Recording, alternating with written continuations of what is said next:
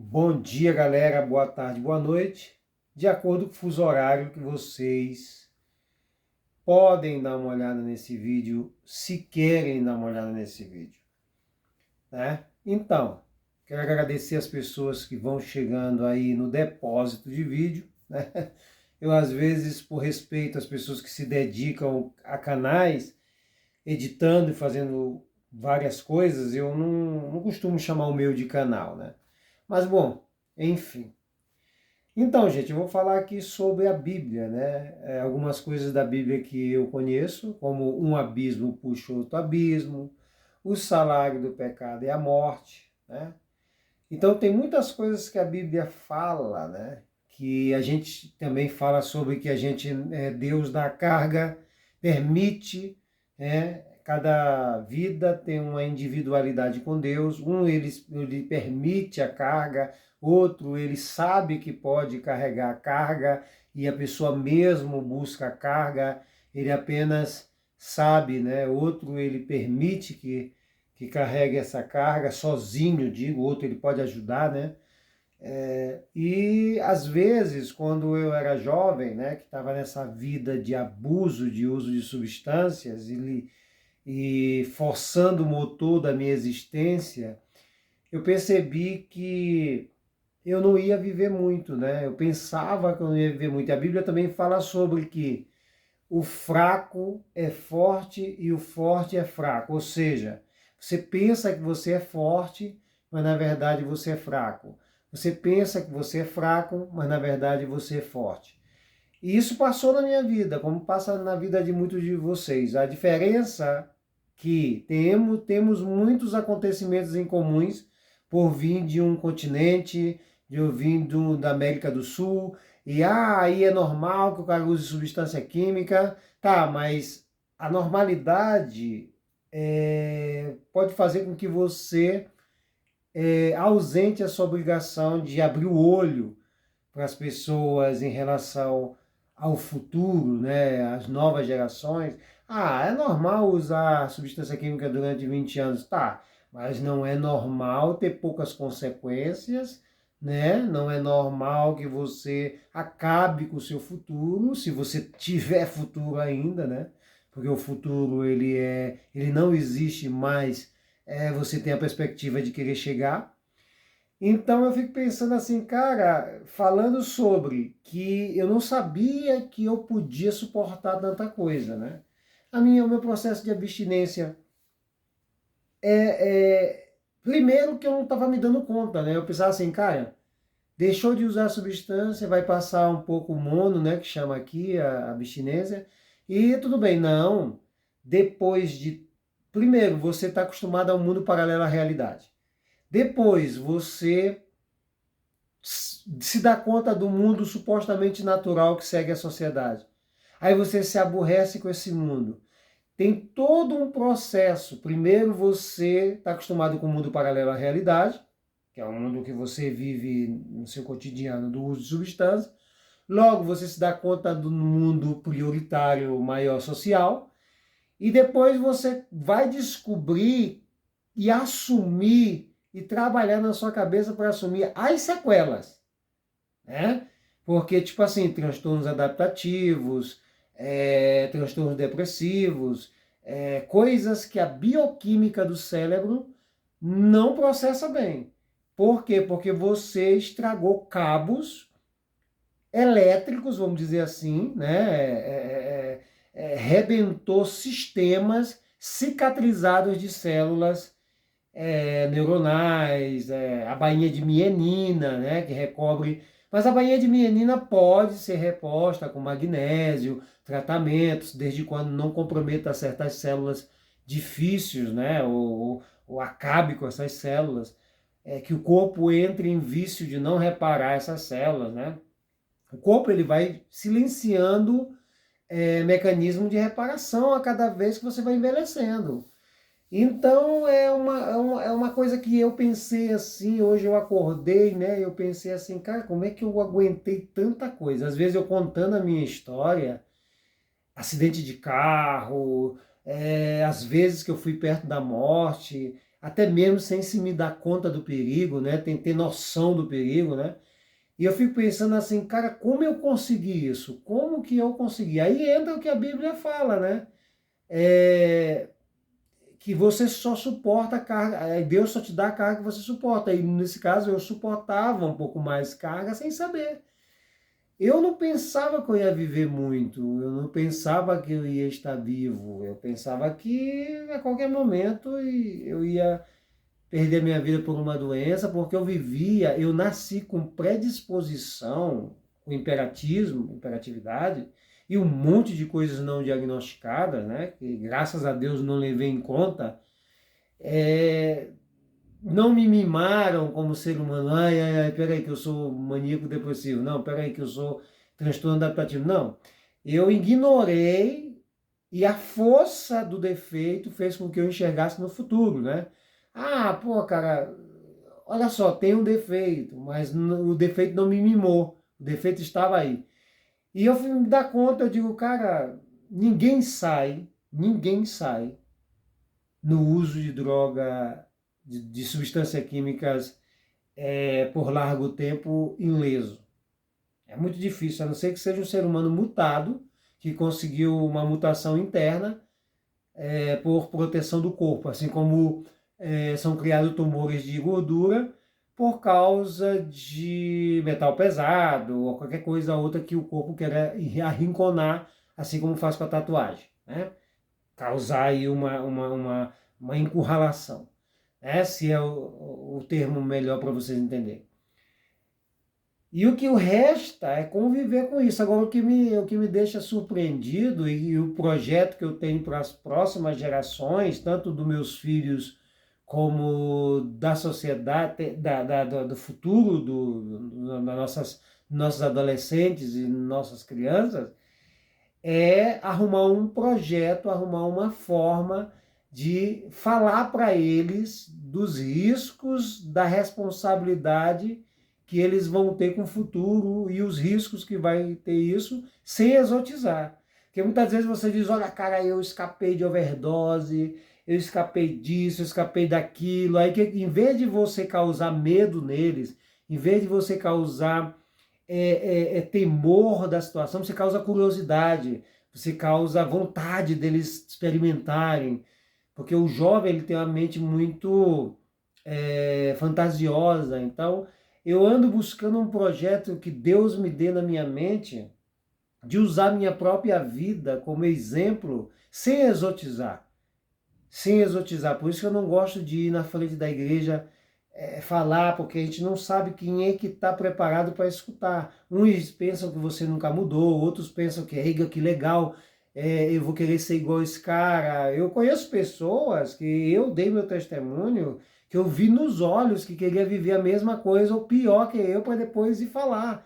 Aí eu digo, meu Deus, como que um ser humano pode pensar em exotizar e imaginar uma coisa dessa tão perigosa para quem viveu? Eu não acho graça nenhuma na vida que eu levei. Eu trocaria tudo o que eu levei no passado, mesmo estando bem hoje, eu trocaria tudo para ter vivido uma vida sem ter chegado nem perto desse tipo de coisa. Mas como é que você vai passar para um jovem uma coisa dessa, falando uma palestra comum, e ele não ser tocado por uma realidade quando a sociedade anda exotizando, pô.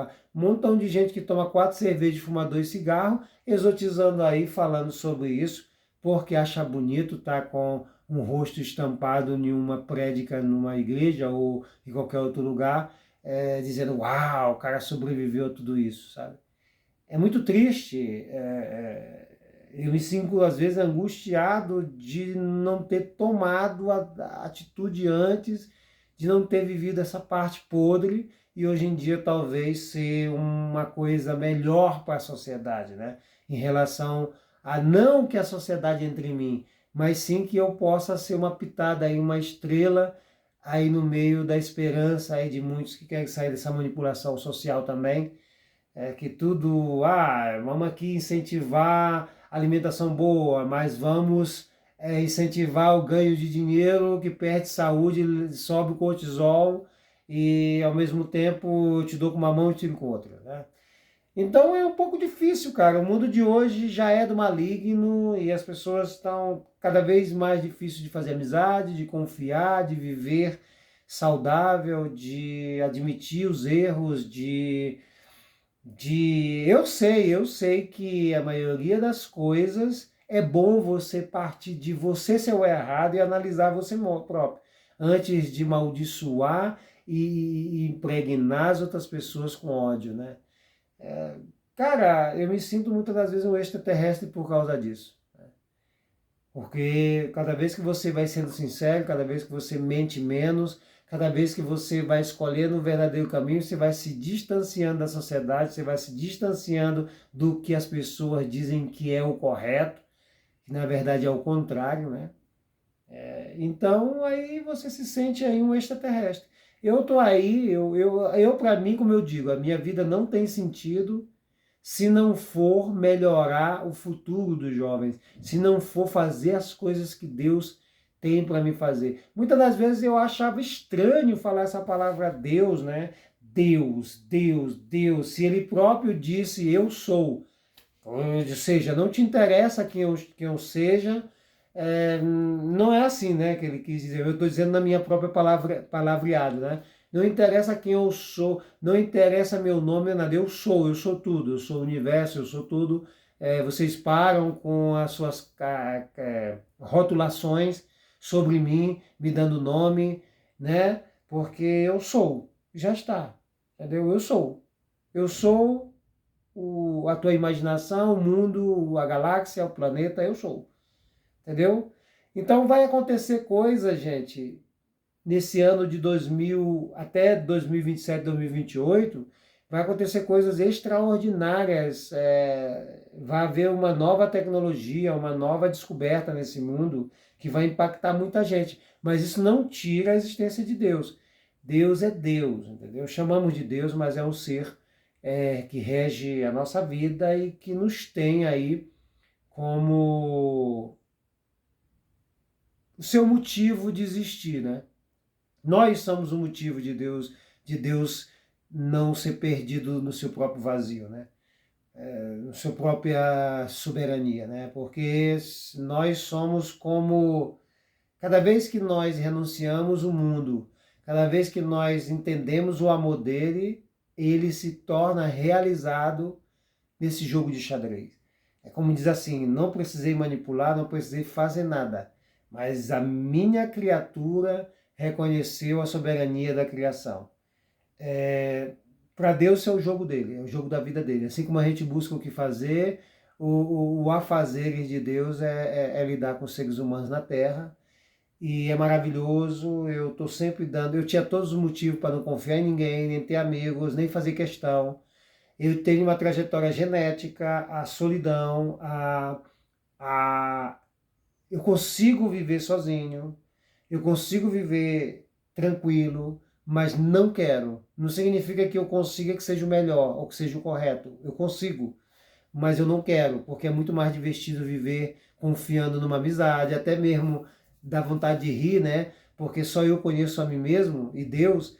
Então, às vezes, quando uma amizade que eu já sei que vai me traicionar, me traiciona, eu começo a rir, porque eu sei que não tem capacidade de ser melhor, né? E eu tenho capacidade de entender e nem ligar, e eu costumo dizer que eu não ligo porque os outros pensam de mim, a não ser que seja uma pessoa do bem, mas os prejuízos que você tem sobre mim é seus, não são meus. Se você tem inveja, a inveja é sua. Lembre-se que inveja não é igual que cobiça. Né? Não é obrigado que eu tenha tesouros nessa terra, que eu tenha dinheiro, você tem inveja de mim. Você pode ter inveja da minha saúde, da minha forma de agir com as coisas negativas. Passa uma coisa negativa na minha vida, passa um tempo eu já estou rindo, já estou tranquilo. E eu não tenho mania de fingir, porque fingir o que está sentindo é botar a própria corda na forca, se enforcar com a própria corda. Porque na verdade você finge ali um papel, não que vai dormir, tá o desespero, para quê? Se livre disso. Eu sou uma pessoa que se eu sou triste, eu estou triste. Se eu estou alegre, eu estou alegre e pronto. A vida é feita de alegria e de tristeza, não é só de alegria. Ninguém consegue ser feliz plenamente. Então, a vida é para ser vivida assim. A gente não pediu para viver, não pediu para nascer, não pediu para passar nada, as coisas vão passando por etapas. E a gente tem que aceitar porque não tem outra saída, né? Eu mesmo, eu não imaginava que eu fosse viver, não imaginava que eu fosse para outro continente, não imaginava tudo que está acontecendo na minha vida, não imaginava que ia ter família me suportando há 20 anos, né? Estar casado há 20 anos, 20 e poucos anos junto, casado, né? Eu não sabia que era capaz, eu não conseguia estar com uma pessoa só durante... Até porque eu tenho essa tendência, por incrível que pareça, a ficar sozinho. Eu gosto de ficar sozinho, mas não significa que seja bom estar sozinho, né? Se pode estar sozinho acompanhado, se pode, porque é entretenimento. Ah, enfim, cara, tem muita gente que eu não sei se está interessado em escutar esse tipo de coisa, mas a gente sempre deve jogar a isca no mar, né? E se a gente pega peixe, pega peixe. Quem são os peixes? Aquelas pessoas que não vê a vida de uma forma tão entretenida que perde o foco da realidade, né? Ou seja, você está preocupado com carro, com camisa, com tênis, e está esquecendo da saúde, está esquecendo da existência, está esquecendo de detalhes, né? A vida, eu costumo dizer que a vida ela é muito despistadora, né? Ela despista muito você se despista muito desde quando você se acorda com a internet, você não consegue pensar por si próprio hoje em dia. Ah, eu tô confuso, será que eu tô depressivo? Vou ver na internet. Ah, eu tô confuso se eu tomo uma decisão. Ah, saiu um cabelinho aqui, vou ver o que que é na internet. Pô, cara, para pra pensar, analisar. Tem gente que, eu tô com uma dor no rim. Dor no rim, meu irmão, dor no rim dói muito, isso é dor muscular, sabe? Então as pessoas estão se automedicando, se auto-analisando bom, eu acho que eu tô bem assim, né? Olha, eu sou uma pessoa que pouco me importa o que os outros pensam de mim. Mas se você é uma pessoa de bem, muito vai me importar o que você disser de mim, no significado de dizer assim, cara, tu tá errado. Aí eu vou dizer, porra, a possibilidade de eu estar errado é muito grande. Muitas coisas na minha vida, a possibilidade de eu estar errado era muito grande, porque como eu comecei a minha vida foi super errado.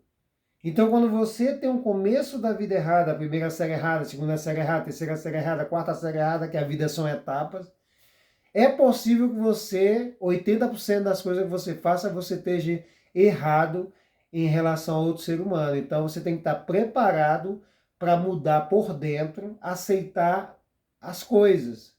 Agora você não vai aceitar uma inveja, né? Você não vai aceitar uma... Você vai compreender, você vai entender que o ser humano lá não é capaz de controlar esse tipo de sentimento. Mas ele tem que arcar com as consequências dele para que a dor faça com que ele reflita e mude. O invejoso, pô, ele tem que ficar aí dando crise.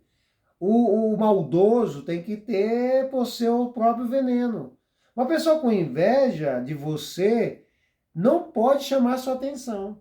Por exemplo, uma pessoa tem inveja de mim e eu vou estar ali consciente que a pessoa tem inveja de mim e vou para casa dizendo, pô, cara, tem inveja de mim, cara, pô, é foda, tô injuriado com essa pessoa porque essa pessoa tem inveja. Não, gente. Assim você iguala o estresse.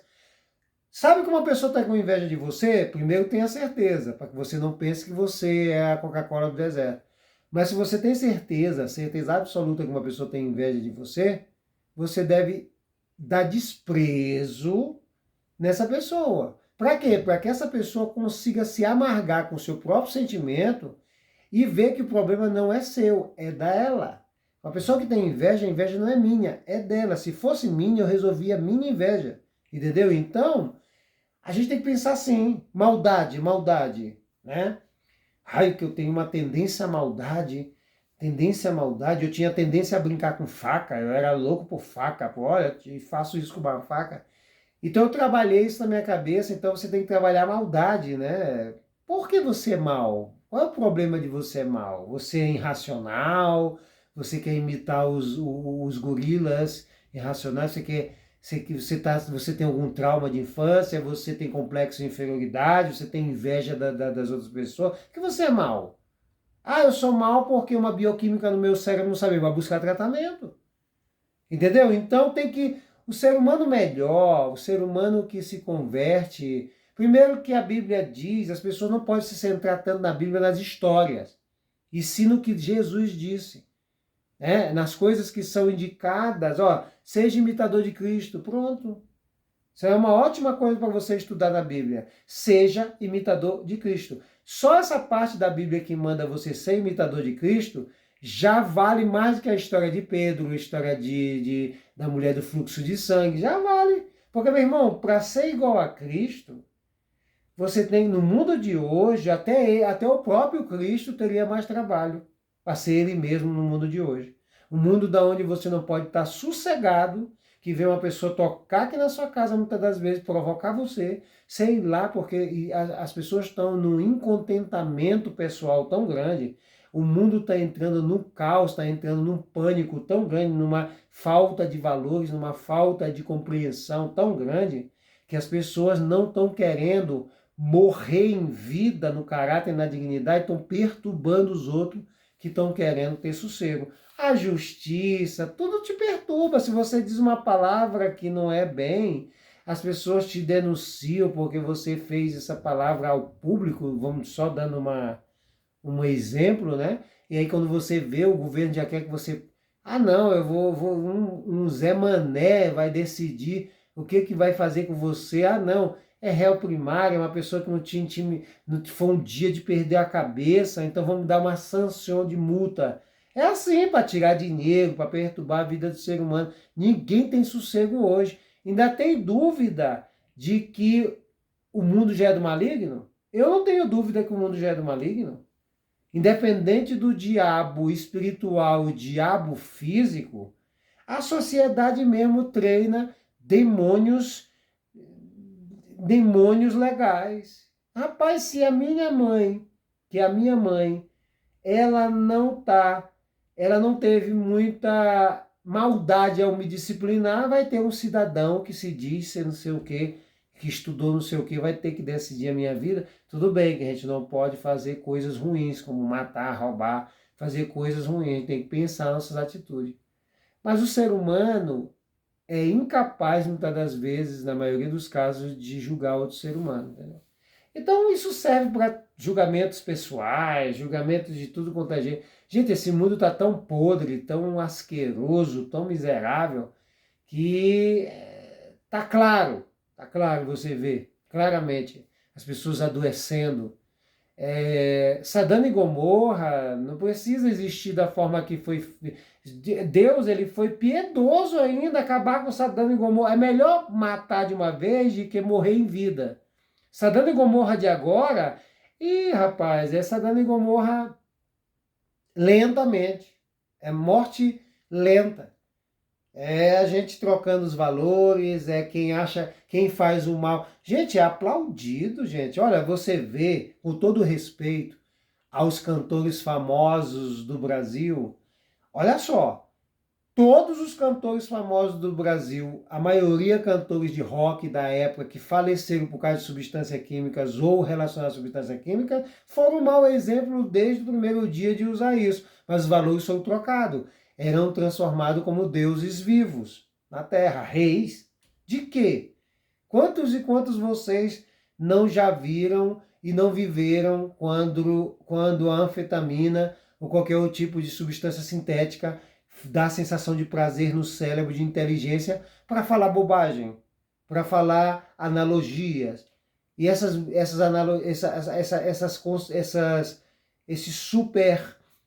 sensação de superinteligência que a substância dá no cérebro, que leva a fazer letras de músicas, sucessos, maravilhas, que viram hinos de gerações que não deveriam virar.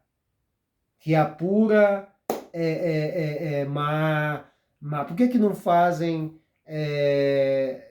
o rei dos reis virar o verdadeiro exemplo do mundo para todo mundo, que é Jesus Cristo? Jesus Cristo, olha, através da Bíblia, você vê que Nietzsche, o filósofo, Os pais dele e a mãe dele queriam que ele fosse protestante, pastor protestante, e o que ele foi fazer? Se virar contra o cristianismo, ficou doido, né? E morreu do jeito que morreu. Então você vê que a maioria dos heróis que vocês têm na literatura, na religião, acabaram fracassados, né? E Jesus sempre tem aí uma grande fama, uma grande reputação e muitas das pessoas não lhe dão. A Bíblia foi como inspiração para muitos filósofos, mesmo que eles dêem a entender que estão contra a Bíblia, mas a Bíblia que abriu a cabeça, inclusive Nietzsche. Então tem muitos filósofos, muitos cantores. Você vê cantores que dizem, eu vi Cristo ser crucificado. Você vê cantores que falam sobre, ainda que eu falasse a língua dos anjos. Tudo isso foi a Bíblia que abriu a mente desse povo, mas o verdadeiro Cristo não foi parabenizado, nem. Praticamente a humanidade está correndo para Cristo obrigatoriamente, pelas suas próprias destruição. Nós fazemos guerras espirituais contra nós mesmos e depois nos fazemos de vítima e corremos para baixo das asas de Cristo. Assim a gente faz. A gente constrói um mundo podre, atira a pedra, esconde a mão, polui os mares, destrói o ecossistema, faz tudo e depois diz, e agora? Agora só resta Cristo. As pessoas se envenenam com a alimentação. Quantas e quantas pessoas só ouvem 24 horas pessoas dizendo que o açúcar em excesso está sendo perigoso, explica cientificamente a glicação avançada que faz, tudo que prejudica o colágeno, e as pessoas entram aqui e saem aqui. Aí quando tem um câncer, um problema mais grave de abuso, né, contra essas células, aí corre para dentro da igreja, aí fica, meu Deus, é assim, porque é assim mesmo, é o filho pródigo, a rebeldia da criação, né, ao Criador. Afinal de contas, todos nós vamos correr para dentro das asas do Onipotente. Todos nós, porque até o ateu, meu amigo, quando ele está morrendo, ele clama a Deus. Clama, porque ele fica. Aí a cabeça dele dá logo a razão. Meu irmão, na dúvida de se existe ou não custa nada eu tentar se existe, né? Mas quando tá bem, tá saliente, tá cheio de marra, tá. Porque eu sou ateu, não sei o quê. Sabe? Cara, é por isso que eu digo, bicho, eu defendo, eu sempre falo, cara, eu tinha tudo para ser ateu. Eu vivi coisas que às vezes eu falo pro meu filho, se eu te coloco no meu passado, tu não vive um final de semana. Se eu te coloco na vida intensiva que eu tinha, um final de semana eu estava na UTI e morria. Quer dizer, não sei por que eu tive essa resistência, deve ter sido projeto de Deus para eu contar hoje, mas eu não voltaria a fazer o que eu fiz antes e nem arriscaria. Se Deus dissesse assim, eu posso voltar no tempo, passar tudo de novo e dizer, não. É sofrimento de alma. É como se você tivesse ido numa guerra do Vietnã, olhar seus amigos falecer, olhar bombas caindo e depois você ficar com isso ecoando na mente pro resto da vida. Não. É melhor morrer logo do que ficar com esse pensamento te matando aos poucos. E Deus permitiu isso, né? E muitos que nem têm noção disso ficam brincando com isso. Gente que fuma 2 cigarros, toma 3 cervejas, gente que acha exótico ir para a igreja contar catástrofe sem ser de Deus, sem ser pela permissão de Deus. Porra, cara, é complicado.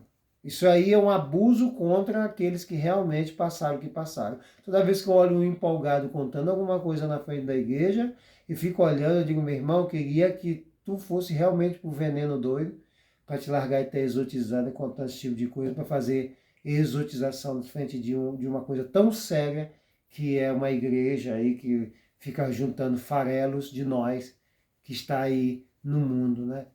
Então, ali na igreja, muitas das vezes, só vai a gente com bagaceira, né? Estresse, cansaço desse mundo.